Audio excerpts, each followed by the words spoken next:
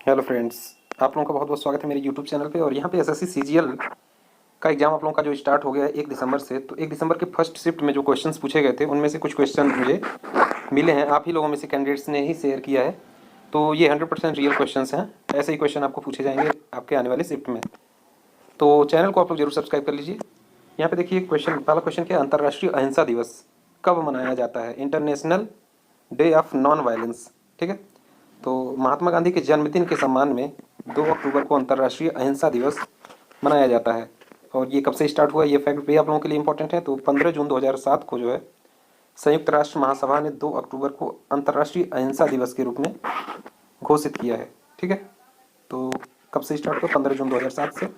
और किस दिन मनाया जाता है? 2 अक्टूबर को अंतर्राष्ट्रीय अहिंसा दिवस के रूप में मनाया जाता है। नेक्स्ट क्वेश्चन क्या है, second international yoga days theme. ठीक है, जो दूसरा इंटरनेशनल योगा डे था उसका थीम क्या था? तो इसका आंसर आपका क्या हो जाएगा? Yoga for the achievement of the sustainable development goals. ठीक है, yoga for the achievement of the sustainable development goals. अब नेक्स्ट क्वेश्चन यहाँ पे देखिए, अंतर्राष्ट्रीय योग दिवस 2022 की थीम क्या थी? ठीक है, तो योग दिवस सभी को पता है कि कब मनाया जाता है, 21 जून को। 21 जून को मनाया जाता है। ठीक है, मानवता के लिए योग यानी योगा फॉर ह्यूमैनिटी। अंतर्राष्ट्रीय योग दिवस हर साल 21 जून को मनाया जाता है। और 2022 में जो अंतर्राष्ट्रीय योग दिवस मनाया गया है 21 जून को, उसका थीम क्या था? योगा फॉर ह्यूमैनिटी यानी मानवता के लिए योग। नेक्स्ट, ये फैक्ट आप लोगों के लिए इंपॉर्टेंट है, भारत में पहली बार अंतर्राष्ट्रीय योग दिवस कब मनाया गया है?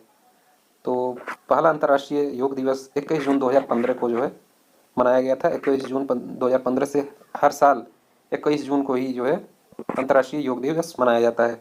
और इस साल का थीम याद रखिए आप लोग, मानवता के लिए योग। ये क्वेश्चन पूछा जा चुका है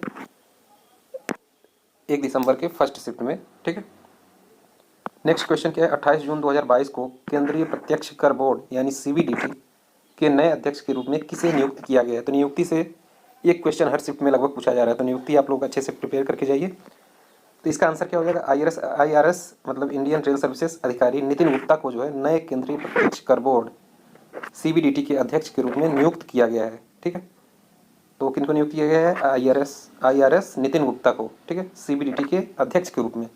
कुछ और फैक्ट हम लोग देख लेते हैं सीबीडीटी के पॉइंट ऑफ व्यू से, जो कि आपके एग्जाम में पूछा जा सकता है। ठीक है, तो ये तो हम लोगों ने देख लिया, आईआरएस अधिकारी को जो है नितिन गुप्ता जो है उनको नियुक्त किया गया सीबीडीटी का अध्यक्ष।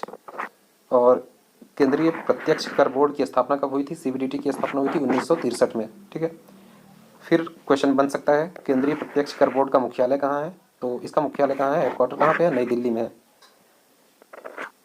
ये तो नितिन गुप्ता इस समय के नए जो है सीबीडीटी अध्यक्ष हैं। फिर ये क्वेश्चन देखिए, विजयनगर साम्राज्य की स्थापना किस वंश ने की थी? तो 1336 में संगमा राजवंश के 2 भाई हरिहर राय और बुक्का राय द्वारा स्थापित किया गया था क्या? विजयनगर साम्राज्य। और कृष्णदेवराय इसी साम्राज्य के एक महान राजा थे जिनके दरबार में थे अष्टदिग्गज। ठीक है, अष्टदिग्गज कई बार क्वेश्चन पूछा जाता था, कई बार क्वेश्चन पूछा जाता है कि अष्टदिग्गज किसके दरबार में थे? तो किसके दरबार में थे? कृष्णदेव राय के। और इन्हीं के दरबार में कौन थे? पंडित रामाकृष्ण। ठीक है, तो ये भी क्वेश्चन आपका पूछा जा सकता है। फिर यहाँ पे साइंस से क्वेश्चन पूछा गया है। ठीक है, एसआई यूनिट ऑफ वर्क मतलब कार्य का एसआई मात्रक क्या है? तो कार्य का एसआई मात्रक होता है जूल। और हमें पता है कि वर्क का फॉर्मूला क्या होता है? Force into displacement. तो इसीलिए वर्क का कभी कभी यूनिट क्या देता है? Newton metre. कभी कभी यूनिट इसका दे देता है कि न्यूटन मीटर होता है, इसी को हम क्या कहते हैं? जूल। ठीक है, तो याद रखिए आप लोग, साइंस से भी क्वेश्चन बन रहे हैं। फिर क्वेश्चन पूछा गया, burning of coal is which type of a reaction? ठीक है, बर्निंग ऑफ कोल किस टाइप का रिएक्शन है? तो कोयले का जलना ये संयोजन अपक्रिया है। ठीक है, जब भी 2 या 2 से अधिक पदार्थ तत्व या यौगिक संयोग करके एकल उत्पाद का निर्माण करते हैं, ऐसी अपक्रियाओं को क्या कहते हैं? संयोजन अपक्रिया कहते हैं।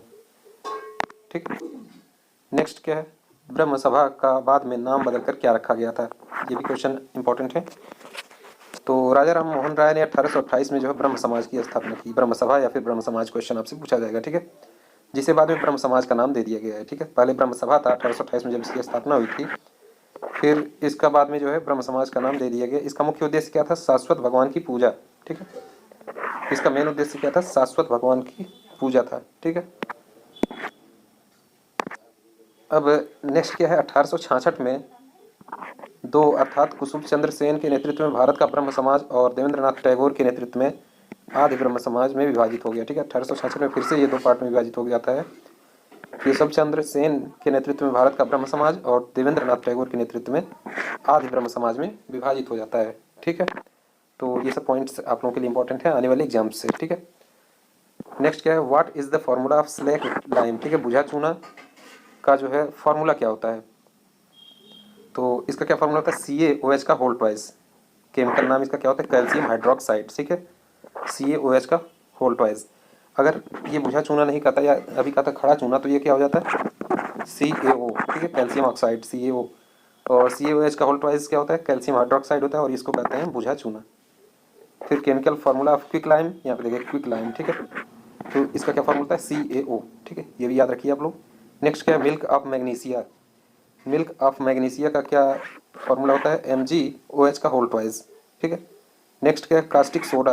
कास्टिक सोडा का जो केमिकल फार्मूला होता है क्या होता है, NaOH, जो कि आपके एग्जाम में पूछा जा सकता है। नेक्स्ट शिफ्ट में जाने वाले एग्जाम्स में आपके बहुत इंपॉर्टेंट ये हो सकता है। ठीक है, बेकिंग सोडा क्या होता है, बेकिंग सोडा का फार्मूला होता है NaHCO3। ठीक है, बेकिंग सोडा क्या होता है, NaHCO3।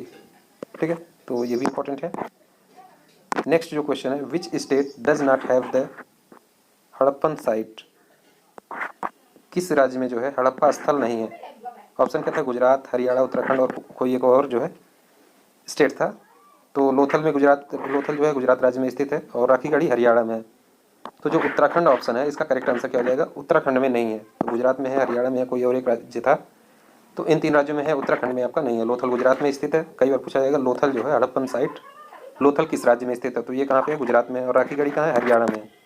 ठीक है, नेक्स्ट क्वेश्चन, हाल ही में किस राज्य के द्वारा बच्चों के लिए अंडा और दूध योजना की शुरुआत की गई है। ठीक है, तो ये योजना शुरू की है केरल के आंगनवाड़ियों में 3 से 6 साल के बच्चों को दूध और अंडे देने की योजना शुरू की गई है। कहाँ पे, केरल में। ठीक है, तो इंपॉर्टेंट क्वेश्चन, योजना से भी क्वेश्चंस बन रहे हैं आपके एग्जाम में। SSC CGL का ये क्वेश्चन है जो पूछा गया है आपके एग्जाम्स में।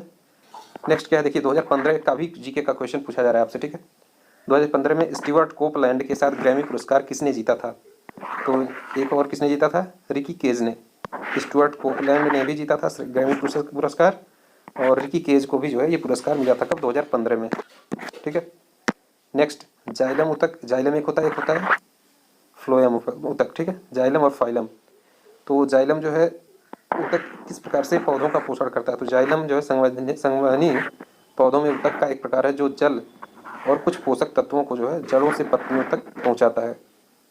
जाइलम क्या करता है, संवहनी पौधों में ऊतक का एक प्रकार है जो जल और कुछ पोषक तत्वों को जड़ से जो है, हम लोग पानी कहाँ जड़ में ही देते हैं, तो पत्तियों तक कैसे पहुंचता है, तो ये जाइलम ऊतक के द्वारा जो है वहाँ पे पहुंचाया जाता है।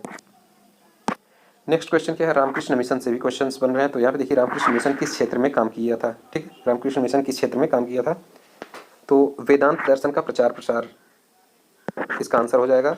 और कुछ एडिशनल फैक्ट यहाँ पे हम लोग देख लेते हैं। स्वामी विवेकानंद ने रामकृष्ण मिशन के 3 उद्देश्य बताए। पहला क्या, वेदांत प्रचार। दूसरा, विभिन्न धर्मों के मध्य सौहार्द बढ़ाना। तीसरा क्या, गरीबों की सेवा, ईश्वर की सेवा है। ठीक है, ये 3 जो है उसके मेन उद्देश्य बताए गए हैं किसके द्वारा, स्वामी विवेकानंद के द्वारा। ठीक है, तो रामकृष्ण मिशन की स्थापना कब की गई थी, 5 मई सन 1897 में इसकी स्थापना हुई थी। ये क्वेश्चन आपके एग्जाम में पूछा जाता है। और रामकृष्ण परमहंस के परम शिष्य जो थे स्वामी विवेकानंद ने इसकी स्थापना की। तो कई बार पूछा गया कि रामकृष्ण मिशन की स्थापना किसने की थी, तो इसका आंसर क्या हो जाएगा, परम शिष्य जो है रामकृष्ण परमहंस एक संत थे, उनके जो शिष्य थे स्वामी विवेकानंद, उनके द्वारा स्थापना किया गया था रामकृष्ण मिशन की। नेक्स्ट क्वेश्चन क्या है, camel protection and development policy किस राज्य सरकार ने लॉन्च किया है। तो camel protection and development policy Rajasthan सरकार ने जो है मार्च 2022 में लॉन्च किया है। और राजस्थान राज्य सरकार ने अपने बजट 2022-23 में ऊंट संरक्षण और विकास नीति की घोषणा की है। ठीक है, camel protection and development policy, इसका हिंदी क्या होगा, ऊंट संरक्षण और विकास नीति। विश्व ऊंट दिवस हर साल कब मनाया जाता है, 22 जून को। ठीक है, ये क्वेश्चन भी आप लोगों के लिए इंपॉर्टेंट है, एडिशनल फैक्ट है जो कि आपके एग्जाम में पूछा जा सकता है। नेक्स्ट क्या है, पंजाब में खालसा पंथ की स्थापना पर कौन सा महोत्सव मनाया जाता है। तो कौन सा महोत्सव मनाया जाता है, तो बैसाखी में 13 या 14 अप्रैल को जो मनाया जाने वाला फसल का त्यौहार है उसको क्या कहते हैं, खालसा पंथ की स्थापना दिवस पर ये जो है मनाया जाता है बैसाखी। ठीक है, तो करेक्ट आंसर इसका आपका बैसाखी हो जाएगा। नेक्स्ट क्या है, बैक स्ट्रोक टर्म किस स्पोर्ट से संबंधित है? तो बैक स्ट्रोक जो टर्म है ये किससे संबंधित है? तो ये स्विमिंग से संबंधित है। Back stroke, swimming stroke, front crawl, breast stroke, back stroke and butterfly, ये सारे टर्म जो है इंपॉर्टेंट है, किसी स्विमिंग से रिलेटेड हैं। तो आप लोग ध्यान दीजिए, ये इंपॉर्टेंट हैं आपके आने वाले एग्जाम्स के लिए। फिर सरोद सम्राट के नाम से किसे जाना जाता है? तो सरोद सम्राट के नाम से हम किसको जानते हैं? प्रख्यात सरोद वादक उस्ताद अमजद अली खान बंगस को सरोद सम्राट के नाम से जाना जाता है। ठीक है, तो कौन है ये सरोद वादक? उस्ताद अमजद अली खान को ही हम किस नाम से जानते हैं? सरोद सम्राट। ठीक है, तो नेक्स्ट क्वेश्चन क्या है, संसद को अन्य किस नाम से जाना जाता है? तो इसका आपका करेक्ट आंसर क्या हो जाएगा? राष्ट्रीय विधायिका, नेशनल लेजिस्लेटर। ठीक है, राष्ट्रीय विधायिका को हम किसी और नाम से जानते हैं? तो नेशनल लेजिस्लेटर से। ठीक है, नेक्स्ट क्या है, गोल्जी अपरेटस जो आपका होता है बॉडी में, गोल्जी बॉडी का आकार किसके समान होता है? तो गोल्जी काय का कौन सा भाग जो है शाखीय होता है? और इसका आंसर क्या हो जाएगा? Shape of the series of slaked flat cistern. ठीक है, स्टैक्ड फ्लैट सिस्टर्न शेप का जो ये होता है, स्टैक्ड फ्लैट सिस्टर्नी की एक श्रृंखला का आकार जो है गोल्जी अपरेटस का होता है। ठीक है, नेक्स्ट क्वेश्चन जो है न्यूक्लियर पावर प्लांट से रिलेटेड आपके एग्जाम में पूछा गया है। तो इसमें पूछा गया था कौन सा न्यूक्लियर पावर प्लांट जो है नहीं है। तो अभी भारत में जो एक्टिव पावर प्लांट हैं वो कितने हैं? 7। सभी आप लोगों के लिए एग्जाम पॉइंट से इंपॉर्टेंट हैं। कई बार आपका स्टेट पूछ लेता है, कई बार उसका स्थापना ईयर पूछ लेता है। तो यहाँ पे देखिए काकरापार एटॉमिक पावर स्टेशन, ये कहाँ पे स्थित है? गुजरात में है। और कब इस्टेब्लिश हुआ था ये? तो 1993 में इसका जो है इस्टेब्लिशमेंट है। ठीक, नेक्स्ट कलपक्कम यानी मद्रास एटॉमिक पावर स्टेशन, ये कहाँ पे है? तमिलनाडु में है। कब इसकी स्थापना हुई? तो 1984 को इसकी स्थापना हुई थी। और नरौरा एटॉमिक पावर स्टेशन की बात करें तो इसकी स्थापना उत्तर प्रदेश में हुई है। कब? 1991 में उत्तर प्रदेश में इसकी स्थापना की गई है।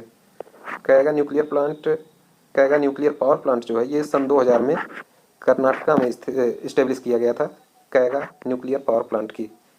फिर आपका आता है रावत भाटा राजस्थान एटॉमिक पावर स्टेशन, तो ये राजस्थान में ये रावत भाटा, और इसकी स्थापना 1973 में की गई थी। ये भी आप लोगों के लिए एग्जाम पॉइंट ऑफ व्यू से बहुत इंपॉर्टेंट क्वेश्चन है। तारापुर एटॉमिक पावर स्टेशन, ये महाराष्ट्र में है तारापुर, और 1969 में जो है इसकी स्थापना की गई थी। तो Tarapur atomic power station Maharashtra में है। कुडनकुलम न्यूक्लियर पावर प्लांट 2013 में स्थापित किया गया था, और ये कहाँ पे स्थापित किया गया? तमिलनाडु में। तो तमिलनाडु में दो है आपका, कलपक्कम और कुडनकुलम। ठीक है, काकरापार गुजरात में है, नरौरा उत्तर प्रदेश में, कैगा कर्नाटक में, रावत भाटा राजस्थान में है, और तारापुर जो है महाराष्ट्र में है। तो ये सब इंपॉर्टेंट है आप लोगों के लिए। नेक्स्ट क्या है, वायुदूत विमान सेवा कंपनी का स्थापना कब है? तो 20 जनवरी 1981 को दो राज्य के स्वामित्व वाली वाहक इंडियन एयरलाइंस और एयर इंडिया के बीच एक संयुक्त उद्यम के रूप में स्थापित किया गया था।